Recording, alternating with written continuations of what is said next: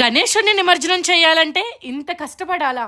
అసలు మ్యాటర్ ఏంటంటే హైదరాబాద్ లో చెరువు ఎక్కడుందో తెలుసుకోవడమే చాలా పెద్ద టాస్క్. అదే ఇంట్లో ఉంటే దగ్గరలో ఉన్న కాలువ దగ్గరికి వెళ్లి ఈజీగా నిమజ్జనం చేసుకునే వాళ్ళు. వినాయకుడిని ఇంటికి తెచ్చుకున్నప్పుడు ఉన్నంత హ్యాపీనెస్ తీసుకెళ్లిపోయేటప్పుడు అయితే ఉండదు. ఇంకా పూజ చేసుకుని వినాయకుడిని నిమజ్జనం చేయడానికి స్టార్ట్ అయ్యాము. ఎంతో వెతికితే దగ్గరలో చందానగర్ దగ్గర ఒక చెరువు ఉందని తెలిసింది.